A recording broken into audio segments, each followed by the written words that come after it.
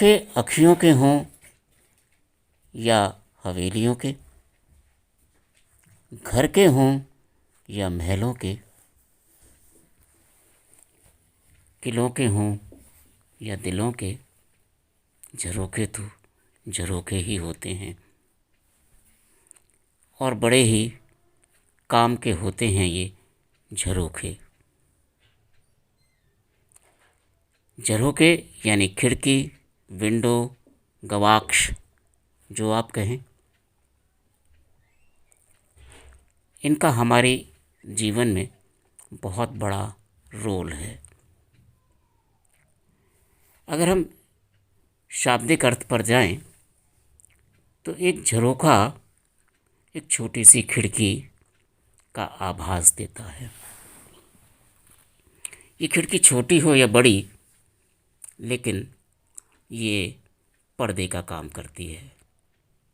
जी हाँ, सही सुना आपने, पर्दे का काम करती है झरोखा।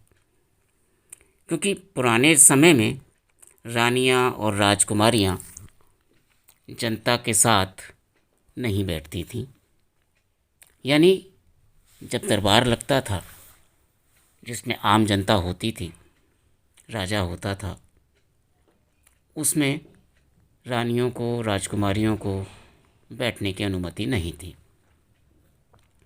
इसके अलावा त्यौहार, मनोरंजन के कार्यक्रम, शहर की सजावट, ये सब भी झरोखों से ही देखे जाते थे। राजस्थान में झरोखों का एक बहुत विशाल भंडार हमें देखने को मिलता है।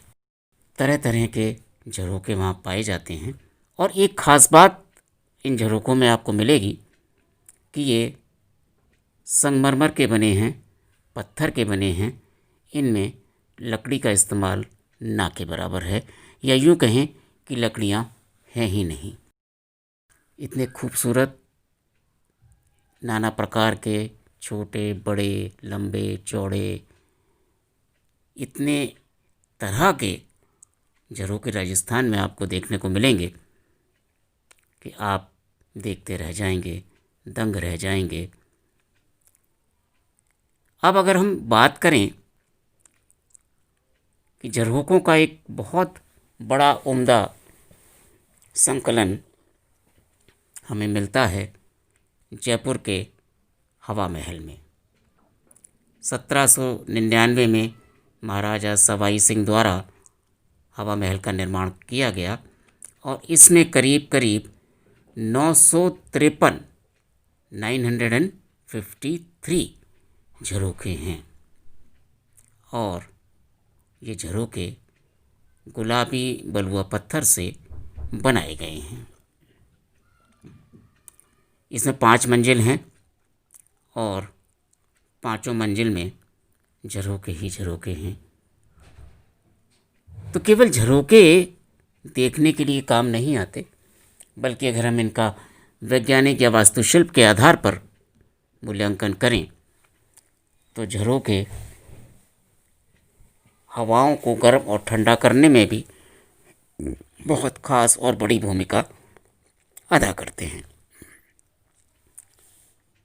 झरोखों को या झरोखों की दीवारों को इस हिसाब से बनाया जाता था, इस कोण पर बनाया जाता था कि जब गर्म हवा उसमें आती थी तो इमारत के अंदर दीवारों से टकराती हुई जब वो दूसरे झरोखों से बाहर निकलती थी, तब बाहर निकलने से पहले हवा उस इमारत को ठंडा कर देती थी। और इसी तरह से हम देखते हैं कि सर्दियों के दिनों में जब ठंडी हवा इनसे निकलती है, इन झरोखों से अंदर जाती है और फिर दूसरे झरोखों से बाहर निकलती है, तब वो इमारत को हल्का गर्म कर देती है। तो है ना कमाल के झरोखे।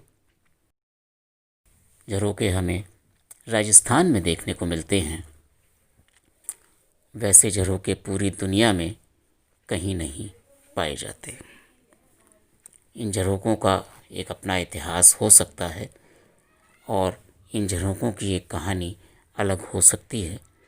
कब शुरू हुए, पहला झरोखा किसने बनवाया ये तो कहना शायद मुश्किल है, क्योंकि हम मनुष्यों का इतिहास बहुत पुराना है, झोपड़ियों से शुरू हुआ और महलों तक पहुंच गया। लेकिन पहला झरोखा, पहली खिड़की, पहला गवाक्ष, पहली विंडो किसने बनवाई, कहाँ बनवाई, कब बनवाई, ये आज तक नहीं मालूम। कुछ लोग कहते हैं कि जब अंग्रेज़ों का ज़माना था तो एक बार सन 1897 में 31 दिसंबर को जयपुर में एक जलसा हुआ और उस दिन नव वर्ष की जो दावत थी उसमें महल तो सजाए गए, आंगन फूलों से सजाए गए, लेकिन कहते हैं कि झरोखों को भी एक आकर्षक रूप से सुसज्जित किया गया। इसके बाद ये दौर चला और काफ़ी लंबे समय तक अंग्रेज़ 31 दिसंबर को राजस्थान के अनेक शहरों में, हवेलियों में, किलों में, महलों में इकट्ठे होते थे और नए वर्ष का स्वागत करते थे। शेखावटी इलाके में नवलगढ़ है, झुंझुनू है और बहुत सारे शहर हैं, छोटे छोटे कस्बे हैं जहाँ हवेलियाँ हैं और वो हवेलियाँ इंच दर इंच प्राकृतिक रंगों से चित्रकारी के रूप में सबसे प्रसिद्ध हैं और वहाँ के झरोखे अपने आप में कलाकृति का एक बेजोड़ नमूना पेश करते हैं। आइए राजस्थान, पधारो मारो देश, यही कहते हैं राजस्थान के लोग। तो आप भी समय निकालिए, आइए राजस्थान और देखिए झरोखों का कितना सुंदर भंडार है, कितनी सुंदर आकृतियाँ हैं, कितने सुंदर तरीके से उनको बनाया गया है। कहीं जालीदार हैं, कहीं छोटे छोटे, कहीं बड़े, कहीं बालकनी के रूप में हैं, तो कहीं ऐसे झरोखे हैं जिसमें बैठा हुआ इंसान भी नहीं दिखाई देता बाहर से, लेकिन अंदर बैठा हुआ इंसान आप सबको देख सकता है। राजस्थान कला संस्कृति का एक अनूठा संगम है।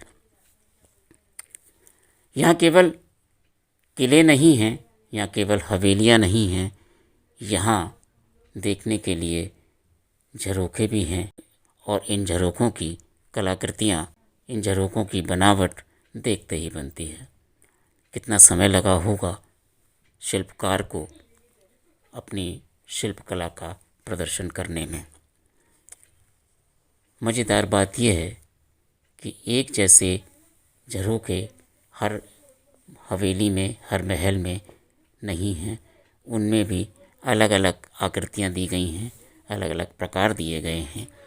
तो ऐसे हैं हमारे राजस्थान के झरोखे। तो जब भी समय मिले आइए, परिवार के साथ आइए, बच्चों को दिखाइए कि हमारी कला और संस्कृति कितनी विशाल है, कितनी समृद्ध है और कितनी अनूठी है। तो पधारो मारो देश।